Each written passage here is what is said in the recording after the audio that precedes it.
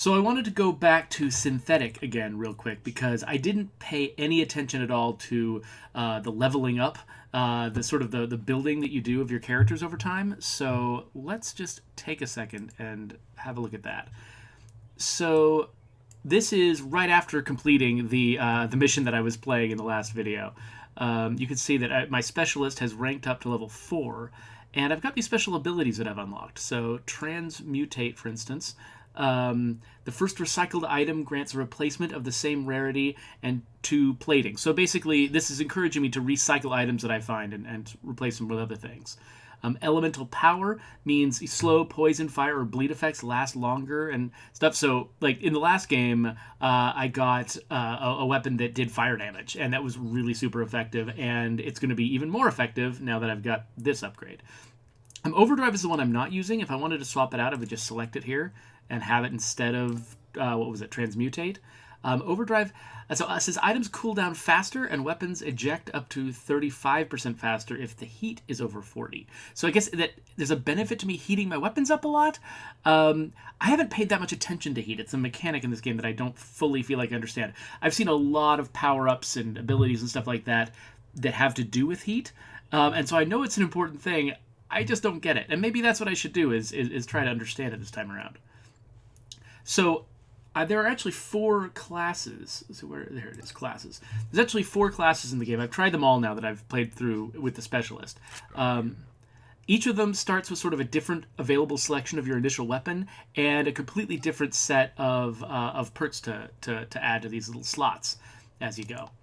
But this just sort of determines your starting layout. I mean, your starting loadout. Like, you can pick up stuff along the way, like, any of the whatever machine guns and shotguns and stuff like that, SMGs that are available in the game, and all the consumable items. I think that the same set is available to you no matter what class you go in with. And so, really, the classes it's about your default weapon, which I think you hold on to all the time. You can't get rid of it.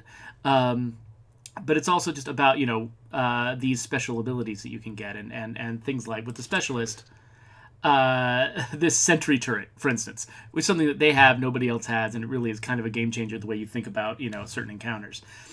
So it's an interesting balance between what you start with, which definitely has a huge effect on your strategy, and then what you can acquire over the course of the game, which is the same. But what stuff, like once you've acquired a certain number of weapons, once you've filled out, you've gotten your first 2, and now you're going to start swapping for new ones.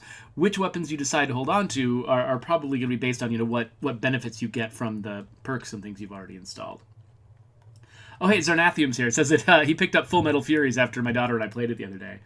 Oh, wow. So you guys are all going to be able to play couch co-op with that thing? That's one of my favorite things about Castle Crashers, that was actually the game that I trained my children in video games on, was Castle Crashers, because it's great couch co-op, and one player can carry a bunch of other players if they need to.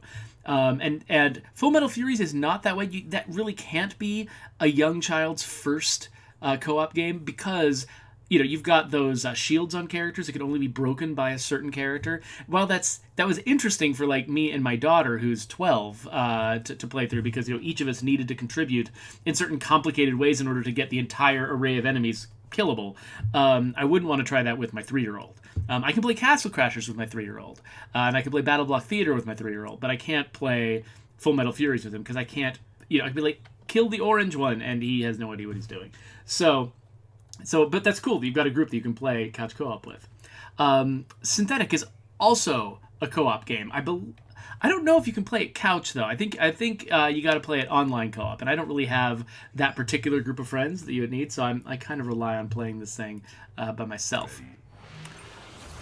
But it is a lot of fun to play by myself.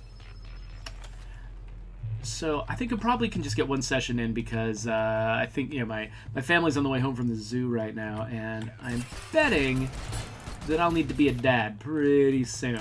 So how do I play this again? Oh, that's right. Complicated reloading. That's how you play this.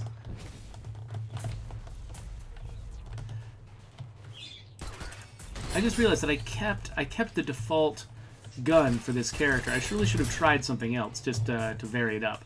Because there are some guns that definitely, some default guns that really change the way you play. There's a silenced one that one character can get.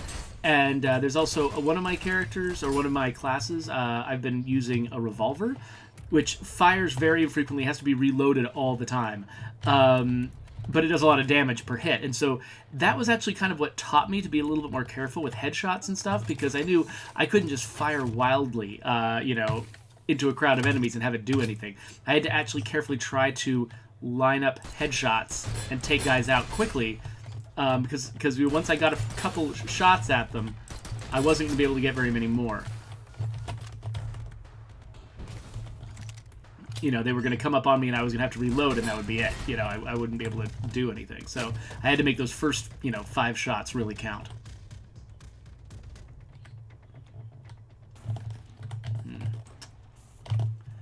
So what are we missing here? Oh, a bunch of enemies. Oh wait, my character has like abilities and stuff.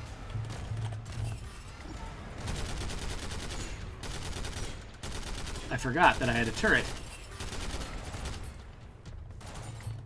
Hey buddy. You just keep shooting at my turret, that's cool.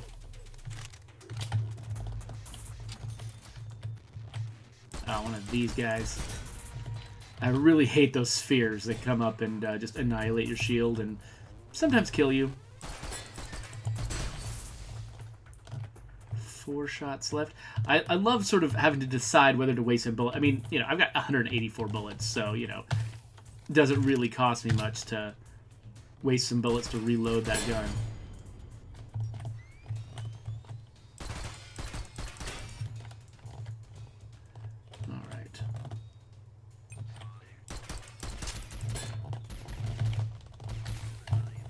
Ah!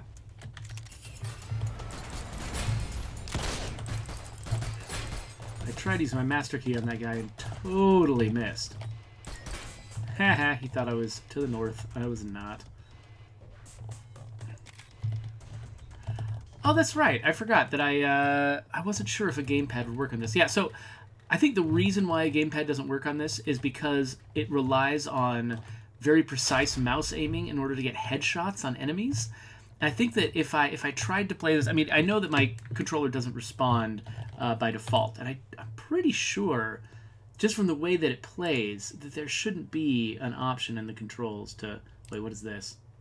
Key bindings? Huh. It does have controller. Does it? Escape pause menu? This doesn't... Oh, so it looks like I've got the option to set up a controller. Oh, that toggle aiming modes with right thumbstick? So, okay, let's enable controller. And so now I'm in controller mode. And do I still have to hit escape for the pause menu? I think I do. Okay, so yeah, the right stick is moving the cursor around like a mouse.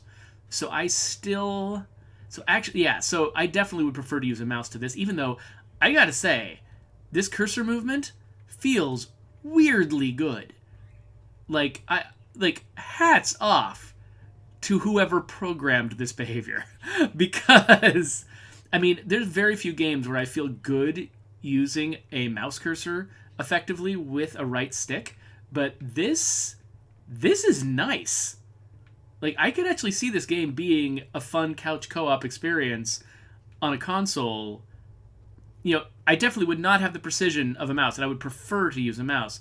But if I, set my difficulty expectations just a little low, like basically I'm expecting my skill to be low and the game's difficulty to be high.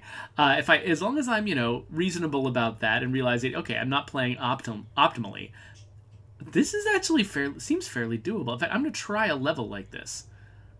Let's see how it works. Of course, I don't actually know what the controls are for, like, ejecting my mags and stuff. So, X, what does X do? Oh, X uses an item over there. So we got X and B, and R. Right trigger uses my master key? Okay, so right bumper shoots.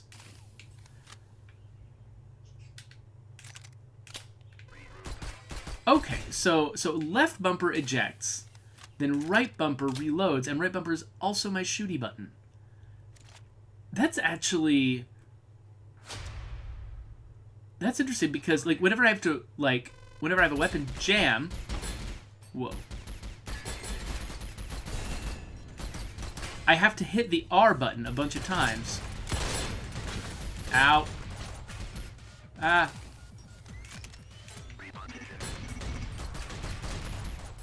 I kept wanting to use my right trigger instead of my right bumper to shoot.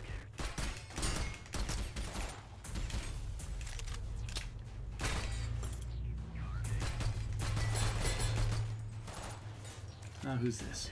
Whatever. You take care of it. I should have used that earlier, of course. So I'm definitely less precise than I was before. But I don't feel like I'm constantly struggling. Actually, the only thing that's a weird struggle is whenever I move the cursor really far away... Oh, wait a minute. It starts coming back. It comes back real fast. Well, it comes back real fast from the corner and then hits that point and slows down. And eventually, it stops.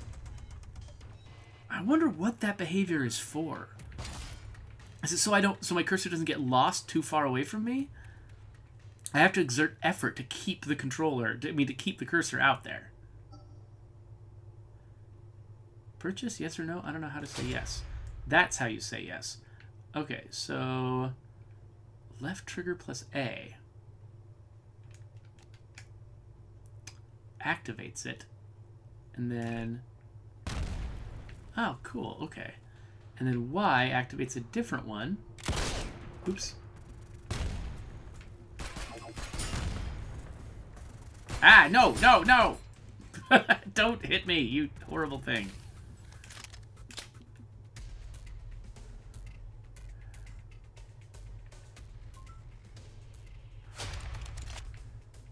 Okay, so let's try this new gun.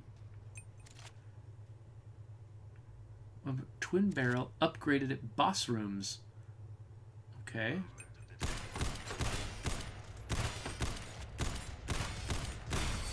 So I still don't know how to dodge.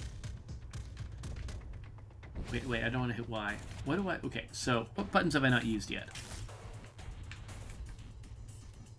So was that my dodge? Oh, okay, left click is dodge. That's interesting. Okay, so what is that? I'm just placing little points of interest with my right click. How do I do that on the keyboard? So I guess this is for multiplayer. I can say, look, I'm looking at this thing over here. You see, guys? This is the guy I'm going to shoot. And then what does back do? Oh, back brings up all my stats. Okay. Start, pauses. So X, B, and Y trigger stuff on the left. What am I missing?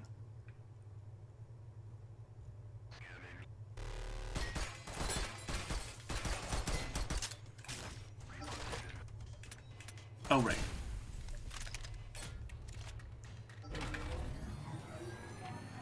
That's really not too bad. Like I said, it's not my favorite. I think I still like the mouse and keyboard better, but I would be willing to try this game on a console, based on what I'm seeing here.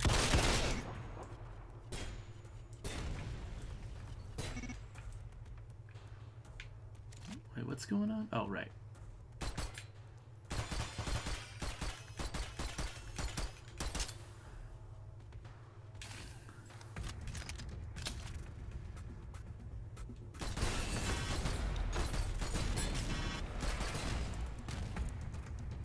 Okay.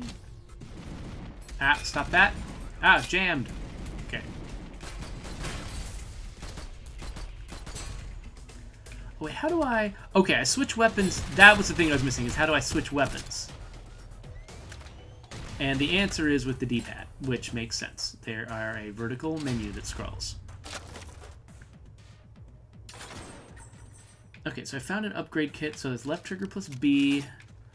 And then how do I have to... Oh, I gotta mouse over here. At least it stops retracting once I get over here. Switching of ammo types without ejecting first. I don't have another ammo type. Full bullet enemy penetration. Okay, well, obviously that. And then what's this? Extra luck, dodge, scavenging. Sure. I got a body upgrade. My body's better.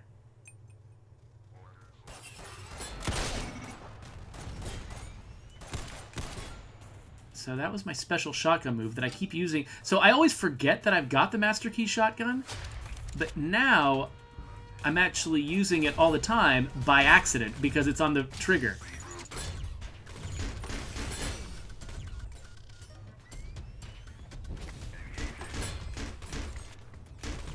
What? Oh, he teleports! Look at this guy. Oh, and I'm dead because... yeah, that had a lot to do with how awkward it is to shoot. But still, I would totally try this on a console with a controller.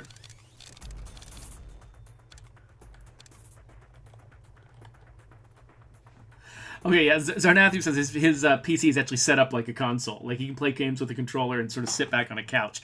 That's pretty convenient. I've actually kind of got the opposite setup here. I've got my PlayStation 4 set up over here next to my PC. So for me, playing console games is a lot like playing PC games because I'm right up close to a screen. And it's mostly just so that I can stream stuff. So because I got my mic here and my Elgato and all that stuff. So... anyway, that is Synthetik, and actually, I just realized, because I've switched into controller mode, I gotta keep using it. Okay, continue. And how do I... oh, so I've got a little cursor. Oh, that's so cute. Let's go back into the settings and switch me back away from controller. Boom.